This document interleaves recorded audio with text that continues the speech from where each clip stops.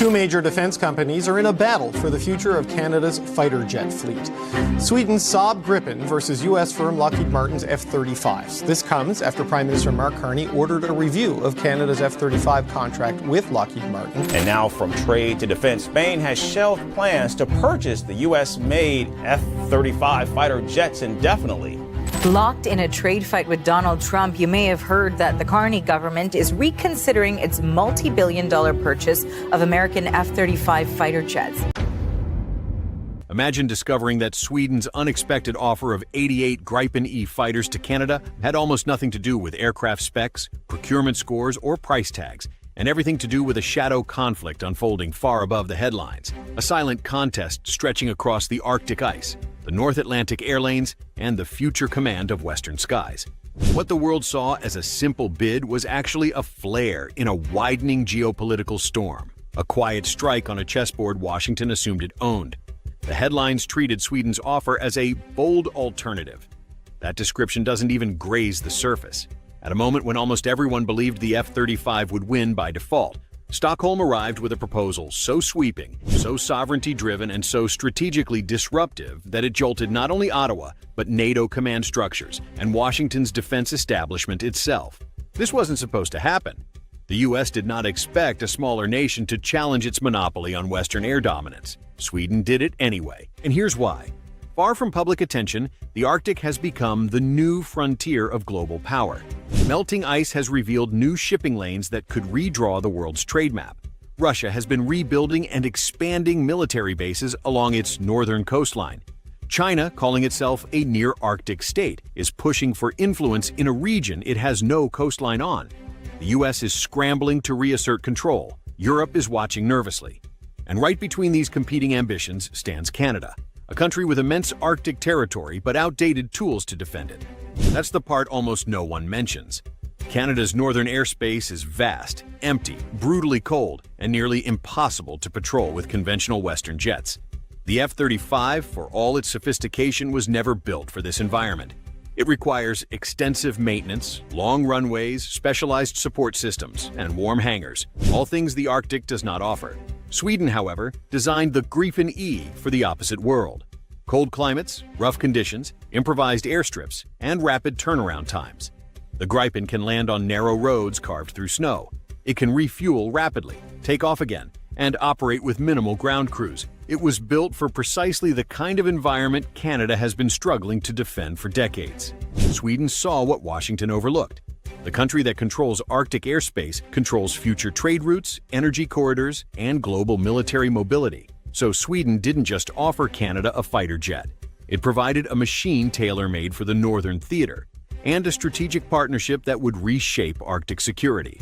If Ottawa accepted, Sweden wouldn't just gain a customer, it would acquire a customer. It would gain a northern military ally, and that alone threatened U.S. dominance. But the more profound shock was hiding beneath that headline. While Canada has always been treated as a partner in NORAD, the truth is more uncomfortable. In practice, Washington quietly holds the reins. With the F-35, the United States maintains control of encrypted communications, mission data, software access, system updates, electronic architecture, and even which configurations nations are allowed to use. Canada flies the jet, but the U.S. controls the digital battlefield, meaning Canada cannot fully defend its own airspace without American permission. This arrangement has held for decades, quietly, without debate, and the U.S. assumed it would continue indefinitely.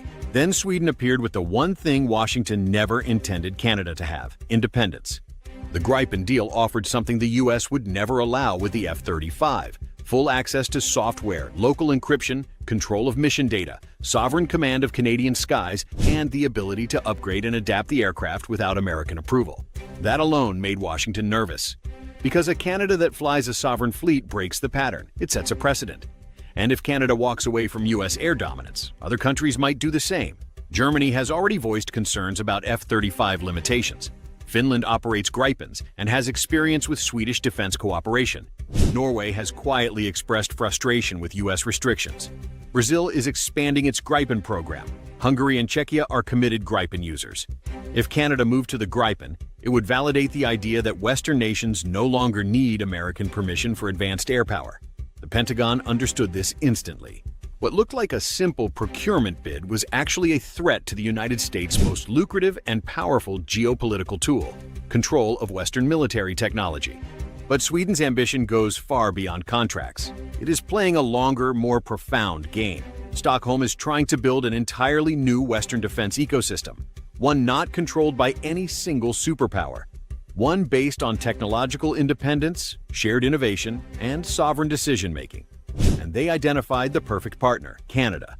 A country with enormous territory, Arctic access, a democratic system aligned with Sweden, and a long history of being overshadowed by its southern neighbor. A country that understands what dependence on U.S. military systems costs. A country with the industrial capacity to build something much bigger. Sweden wasn't offering jets, they were offering co-creation. It was a direct challenge to a system the U.S. has spent decades constructing. Sweden's offer wasn't about beating the F-35. It was about showing the democratic world that there is an alternative to American military dependency, that middle powers can shape their own defense future, that sovereignty doesn't have to be traded for security. The Arctic doesn't need to be another arena where great powers dictate the rules. For the United States, this was a nightmare scenario. Not because Canada getting Gripens would weaken NORAD, but because it would undermine U.S. leverage. The moment Canada operates a sovereign fighter fleet, Washington loses a key form of influence. Suddenly, Canada can act independently in the Arctic. Canada can modify its jets without U.S. oversight. Canada can collaborate with Sweden on R&D without Pentagon approval.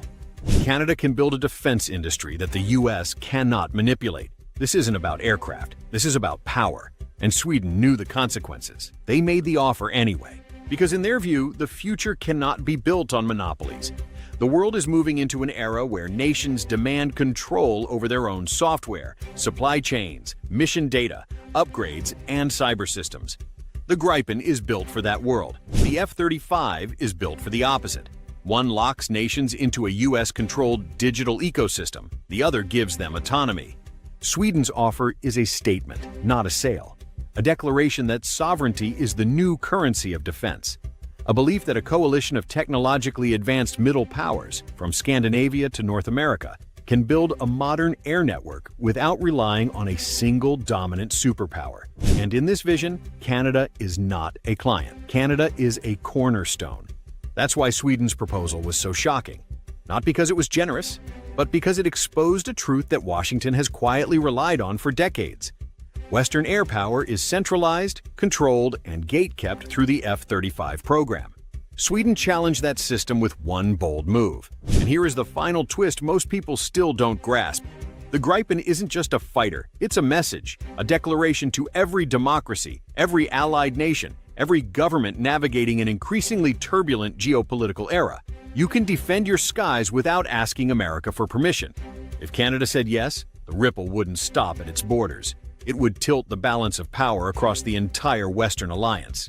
Because where Canada goes, others watch. And if Canada broke from the F-35 orbit, more nations would follow. Not because the Gripen is cheaper or easier or more practical, though it often is, but because it promises something the F-35 never could: genuine independence. That's the real purpose behind Sweden's offer. It wasn't about stealing a sale, it wasn't about undercutting a competitor. It was an invitation to a different kind of future.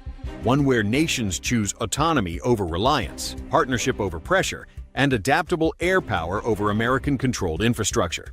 Sweden opened the door. Now the question is whether Canada dares to walk through it.